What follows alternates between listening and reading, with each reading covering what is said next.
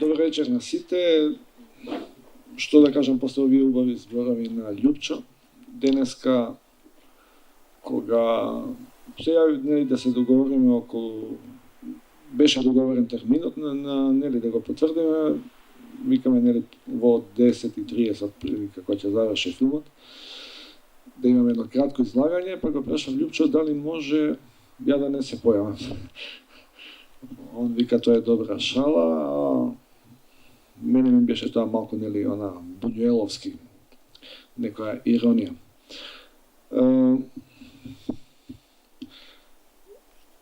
Продуцент на филмов е Густаво Алатристе, мексиканец и е од онаа мексиканска фаза на Бунјуел. Сега нема да ги повторуваме сите оние да претрчуваме низ неговата биографија, бидејќи во оваа ретроспектива сигурно ќе имате прилика од вчера па до наредни уште 5-6 дена да слушнате излагања на различни видувања на Бунјуел. Бунјуел на едно место вика дека за жал не е филозоф, па затоа се занимава со филм. Сега ја не сум филозоф, туку сум компаратист, па ќе се обидам да повлечам неколку паралели, споредби во врска со Бунјуел. Во неговата автобиографија, мојата последна воздишка или мојот последен здив, на едно место го споменува Маркиз де Сад, кој со неговите романи извршил пресудно влијание во форматирањето на Бунјуел тогаш како млад човек во смисла на либерализмот. И се потсетува дека Маркиз де Сад, таков каков што бил, во неговиот тестамент барал неговото тело да се спали, а и сите негови книги, пепелта да се растори, ништо да не остане. Бунјуел сметал дека и он треба, нели, неговото дело така да заврши, но за сето тоа се крие би рекол, една надреалистичка самоиронија. Кога Густаво Алатристе, продуцентот на филмот, ја запознал Силвија Пинал, главната актерка, ја оставил жена му, па се оженил со незе. Понудува на Бунјуел да го снимат овој филм, и овој филм е враќање на Бунјуел после отприлика 30 на години екзил во Шпанија, 61 година. Во неговите сеќавања, инаку запишувани од Жан-Клод Кариер, тој познат сценарист, помалку и актер, а инаку и доктор хонорис кауза на овој тука универзитет ЕСР или ЕФТА, сега како се вика. Инаку е сценарист делумно и се појавува како актер и во филмот на Владо Цветановски. Алатристе, кога го снимеле филмот, кога го видел првиот пат, останал зашеметен, но ништо не рекол. Подоцна филмот го гледал уште неколку пати и дури после 5-6 пат му рекол дека конечно сватил се. А Бунјуел, одговорот на Бунјуел било на тоа било што има да се свати во една обична приказна. Дали ова обична приказна што ја гледавме вечерва, не би рекол дека е обична приказна. Како би рекле убеден компаратист, мене ми се чини дека Бунјуел, иако тргнува од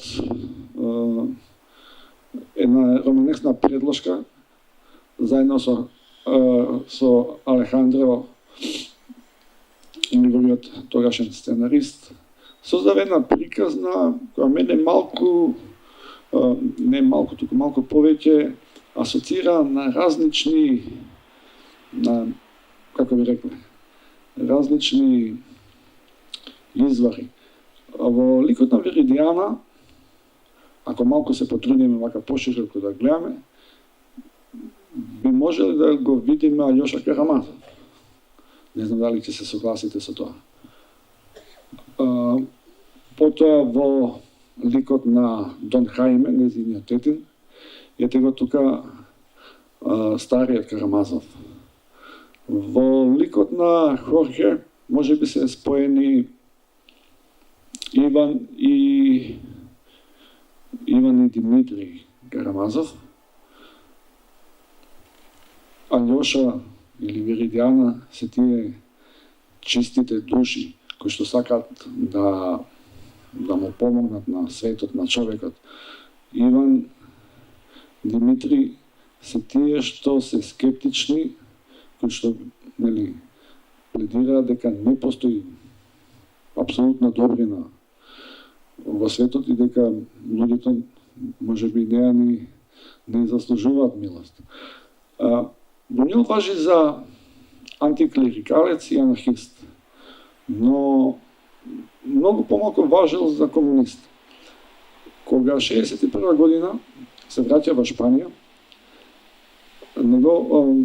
таа како да ги наречеме, симпатизерите и републиканците кои биле поразени во Шпанската граѓанска војна 36-39 година, едно 20.000 од нив заминале за Мексико. И тоа била една прилично вака компактна заедница, бегалска, кај што без разлика што имало од обични луѓе па до доктори и интелектуалци, тие го негувале тој култ, кон републиканизмот. Кога Бунјел прифатил на покана на Карло Саура, тогаш младиот Карло Саура, подоцна еден од великаните на шпанската кинематографија, кога е прифатил поканата да снима во Шпанија, единствениот услов на Бунјел било тоа да биде во продукција, копродуцент да биде продуцентската куќа Бардем, бидејќи само тие колку толку се опирале на тој апсолутен франкизам на кој што владел во Шпанија до 74 година, до смртта на Франциско Франко. Филмот добива Златна палма во Кан, а Бунјел не отишол на Канскиот фестивал, отишол тогашниот директор на шпанската кинематографија. Тоа како во тоа време било како еден вид национална филмска агенција.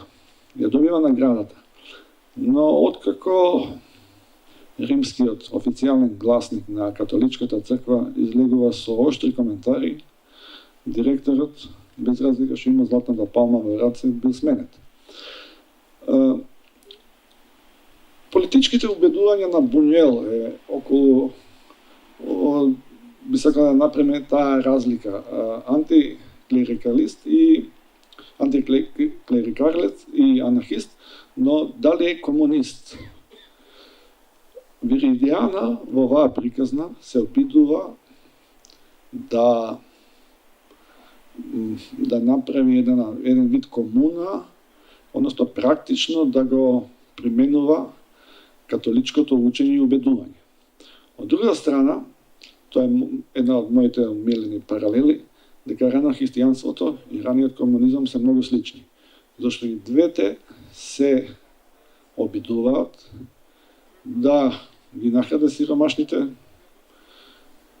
да ги излечат болните, бедните, сите да имаат кров над глава.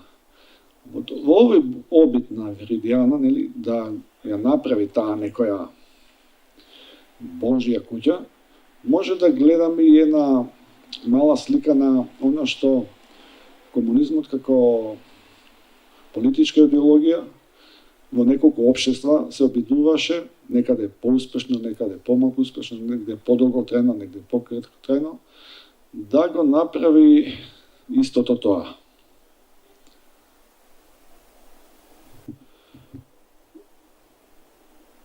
Господинот Крсто Скубев сигурно има поинакво мислење. Не би рекол, јас мислам дека Бунјел е демистификатор, буквално против таа клерикална Шпанија. И тоа е дури таа фотографија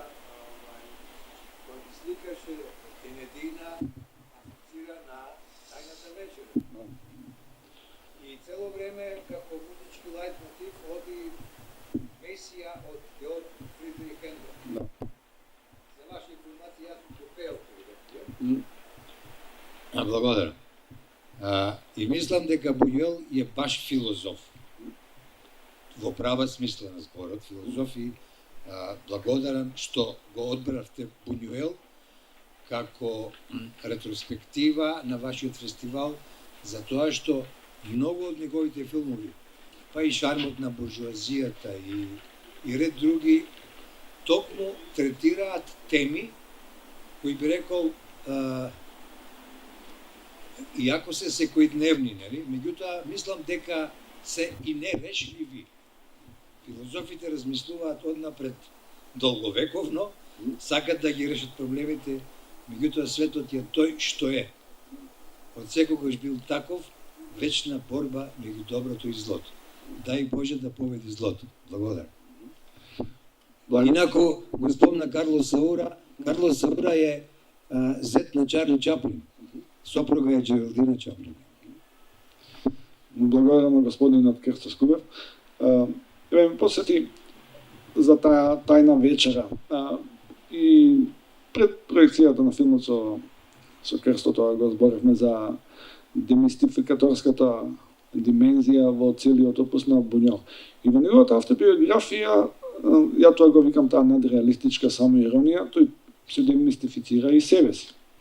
На едно место споделува делови од дневникот на неговата сестра Кончита, која во тој период, кога дошол во Мадрид да го снима филмот, била еден вид секретарка негова, секретарка на режија, и објаснува дека живееле во еден стан, кај што иако имало удобни кревети, Бунјуел секоја спил на подот. Тоа е, нели, Веридиана во овој филм. Кога она го прочитала сценариото, не ја оставила никаков впечаток, премногу е било на рамна линија праволинijski, но синот на Бунјуел, Жан Луи, инаку и самиот режисер на времето кога го бил дури кај Луи Мал асистент на режија во периодов после овој филм, и рекол дека без разлика како изгледа сценариото, на крајот филмот што ќе го направи Бунјуел е сосема поинаков. Тајната вечера овде, таа пародија, ми рекли, нели, на тајната вечера на Леонардо да Винчи, според некои, нели, сведочења не постоела во оваква форма во сценариото, и наводно една вечер на Бунјуел му текнало, последниот ден ја снимил, и бидејќи не биле 12 плюс 1, или 13 Исус Христос и 12 апостоли, има плюс 2 лика, кои што до тогаш не се појавуваат во филмот. Мене тоа ми е малку веројатно, бидејќи повторно ја викам сама иронија, бидејќи он е прилично систематичен. Кога гледате филмот на ниво на филмска режија, тој има конзистентно користи ситни швенкови лево и десно и кратки фарови, и постојано го држи вниманието на гледачот, бидејќи основната негова верба или вјерува, она што се вика за филмот и околу филмот, е без разлика за која тема се работи, каква естетика, филмот не смее да биде здодевен. И воопшто не. Веридиана е првиот од трите филма што Бунјуел го снимил со Силвија Пинал, како главна актерка. Се враќа во Мексико за Симон Столпникот или Симон Пустиникот. И би рекол дека кај што завршува Веридиана збориме во глумачки, актерски, нели, од актерски аспект, тука почнува убавицата на денот. Но секогаш, иако си останал граѓанин на државјанин на Мексико, а во текот на годината, од кога ги средил, нели, малку односите и после падат на франкизмот, почесто доаѓа во Шпанија и во Франција, ми се чини дека и овој филм се обидува он по секоја цена некако да се врати на европското тло и посебно во Париз. Бидејќи Бунел е роден во Шпанија, Арагонија, но он е како филмски автор и воопшто како интелектуалец е роден во Париз. 20-тите години, андалузиски пес 23-та и подоцна целиот тој надреалистички круг кој што завршува пред почетокот на граѓанската војна во Шпанија. Откако го среќава Жан-Клод Кариер, многу историчари на филмот сметаат дека последните негови 6 филма, работени со Кариер како сценарист, веќе се француски филмови и прават прилично вака остра разлика од ова, условно речено, мексиканско-шпанска фаза него. Сакам и ова да го споделам со вас како мое мислење. Виридијана, иако е посветена нели верничка, заради склоп на околности и начинот на кој што сакала да ја применува верата, станува отпадник од црквата. Игуманијата на некој начин е отвора.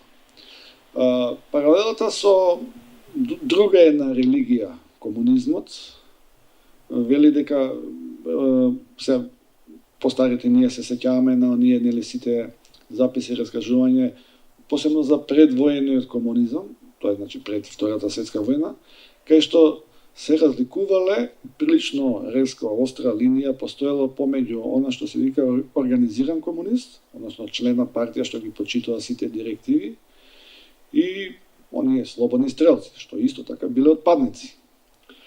И затоа Бунјол во целиот негов живот и кариера, например за Виридијана, колку што пред почеток на филмот и за време на снимање на филмот трпел критики од комунистите, шпански, толку подоцно па нели филмот на некој начин е забранет, во смисла забранет дека филмот бил мексиканско-шпанска продукција. Шпанците нашле елегантно решение да кажат ние не го забрануваме, ама не го сакаме затоа што тој нека си биде мексикански филм. Прикажуване во Италија, но по нели реакцијата на црквата, тој добил дури и тужба, па прва пресуда од година дена затвор ако стапи на италијанско тло, па подоцна повисока инстанца судска ја укинала таа пресуда, па можел да представи во Италија.